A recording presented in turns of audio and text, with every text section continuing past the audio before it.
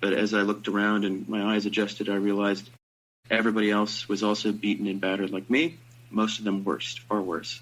There was many elderly who had to be confined to a makeshift hospital area that the medics among us set up in one of the shipping containers, and many didn't come out for the next 2 days because they couldn't walk. It was horrible because the rest of that afternoon and then later that night and the next night after that, they processed the last abducted comrades, and we had to sit and listen while we heard their screams and their shouts for help.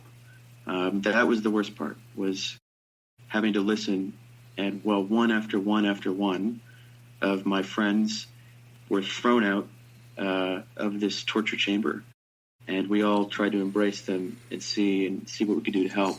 But as far as what we could do to help was stitch together some zip ties, some plastic bags for a makeshift cast, strip someone's shirt to help tie up broken bones, use pieces of bread for a cast. The only thing they gave us in 2 days was garbage bags full of stale bread and the occasional case of water. They had more than that. They had about 6 or 8 porta potties set up, but 6 of them were, they had 8 porta potties set up and 6 of them were zip tied shut. So there was only 2 available for all 180 of us. There was no toilet paper except for 4 rolls they gave us when we demanded some. And when we had a general assembly the next day in the courtyard to decide our demands, which was medical supplies, water, proper food, sanitary pads, period pads, and so on, and serious medical attention. What they did was they flooded the deck with cold water so we couldn't be outside. And then they came out in riot gear about 4 times through the next 2 days and shot us with rubber bullets and threw flashbangs at us and forced us to cram into a corner where all of us were under maybe 15 assault rifles directly pointed at us to try and scare us and to try to stop demanding things. And we had it's an understatement, we had incredibly brave people there. For instance, Margaret Connolly was on my boat, and I don't think 10 minutes went by when she didn't decide to scream at one of the guards that we need water, medical attention, and there was old people who are seriously injured and they need help.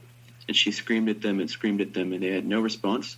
One of their responses was, they finally brought out cases of water and threw us our shoes, which were also drenched in water. But to do so, they came out with riot gear and shot us with rubber bullets. And then the last night we were there, we could hear in the middle of the night, they brought in the last detainees, and they were tortured far worse. A dear friend of mine had, I think, 2 ribs broken, kicked repeatedly in the back. And then, as a response to our continuous demands for water, they had drenched every detainee that night with water. So they came out soaked and gasping for breath. And then when they kicked them out by their pants, they would throw a case of water after them. So that is what I witnessed and what I experienced on the prison ship. The last moment, which was, I think, the worst for many of us, was the last day we were there. Enough of us had discerned that we were probably docked. From looking at the sky, we tried to figure out where we were. None of us knew. We guessed maybe we were in Ashdod, maybe they're going to deport us in Cyprus. We didn't know. But we all knew that the riot gear was coming soon, so we all sort of prepared ourselves, helped the sick and the weak and injured to try and get behind us on the line that they had.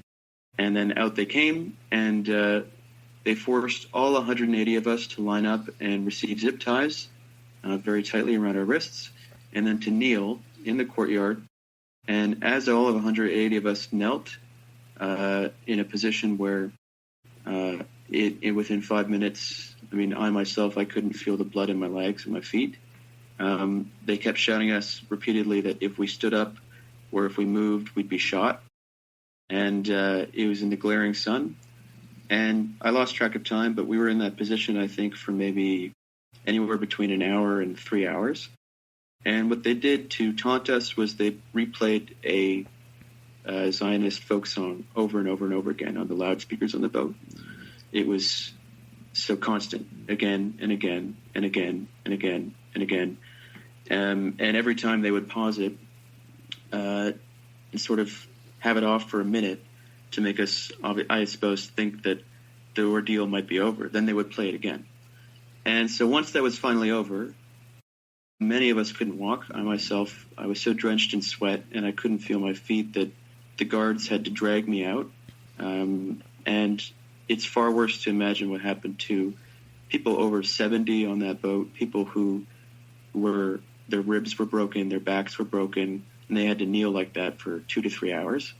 And then we were dragged out, and as I was dragged off through the corridor and off the ship, I came out and looked around, and there was an assault rifle pointed at my face and a whole group of people standing on the docks, and someone shouted, "Welcome to Israel," as 2 men came and twisted my arms to a point where it almost felt like they were dislocating and dragged me to a tent.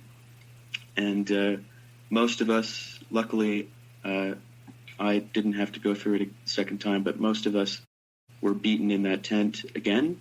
And then I was thrown among those who couldn't kneel anymore. And so I sort of lied down half on my side on the hard pavement for about another half an hour till they yelled at me to kneel again. And then they dragged us away and began to process us. And what was sickening was it was as if we were taken into a large convention center and we were taken through sort of customs in the port, and behind there was maybe 300, 400 tables. It was sort of like if you went to, a cosplay event or something, or I don't know, some sort of big convention, and there was all these people, supposed clerks and lawyers sitting behind tables who were having a grand time. They were drinking their coffee and chatting to their friends and laughing and looking on their phones, and they looked bored and whatever. And the young guards in masks would drag us around, and every time they dragged us and sat us down at a different table, we would have to go on our knees first, and then they would put us at the chair. And I myself was dragged by the hair, by the scruff of the neck, by the back of my pants, by my arms twisted, and they all seemed to be having a grand time and a lot of fun. And they taunted me as much as they could. And when they sat me down with the deportation officer, that's who I presume it was, they had a translator, and the whole time I had been demanding to every person there, I would look them in the eye and I would say, "I'm a humanitarian. I was traveling lawfully in international waters. You abducted me and tortured me for 2 days, and I want to see my lawyer and speak to my consulate right now." And they, many responses, but eventually I actually did see an Adala lawyer who came and was allowed to meet with me for 5 minutes in front of the translator and the deportation officer. And when I gave her my testimony and explained and just vomited out a word, an assembly of words explaining as much of the violence I witnessed as possible, she said, "Okay, now you can try and give them that testimony," and they wouldn't listen. And I stared the translator in the eye, and I called him a Nazi, and he couldn't look me back in the eye after a while. And he got up and he walked around, and he seemed very uncomfortable because he told me that what I was saying to him then, I was explaining what had happened on the ship. I was saying, "You tortured, you raped my friends." He wouldn't listen. He would have said, "This is off the record, this is off the record. Do you want to be deported home or not?" Mm-hmm. After that, I was dragged to another tent by two young guards in masks, and I was forced to strip completely. And they looked at me there for a little while and tried to taunt me while I was standing completely naked in front of them. And after I had mouthed off to them a bit too much, they tied my hands together so strongly with a zip tie that I began to lose all sensation in my hands, and I still feel numb in these fingers. And they took us down to a corner where they knelt us down again,